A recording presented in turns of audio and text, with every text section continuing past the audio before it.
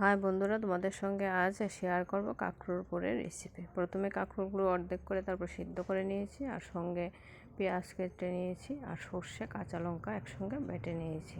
তারপর কড়াইতে দিয়ে দিলাম পেঁয়াজ কুচিগুলো, আর সঙ্গে দিয়ে দিলাম কাঁকরোলের বিচিগুলো, আর নুন হলুদ পরিমাণ মতো। তারপর দিয়ে দিলাম সর্ষে আর কাঁচা লঙ্কা বাটা, দিয়ে একটু নেড়ে চেড়ে তারপর নামিয়ে নিয়ে এলাম। এখন বন্ধুরা কাঁকরোলের পুরগুলো তৈরি করে নেব।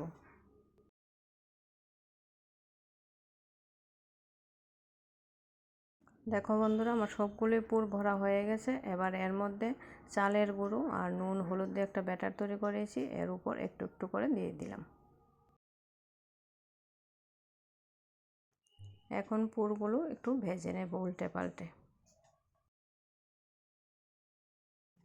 কেমন হয়েছে অবশ্যই জানিও বন্ধুরা, কমেন্ট করবে। সবাইকে অসংখ্য ধন্যবাদ।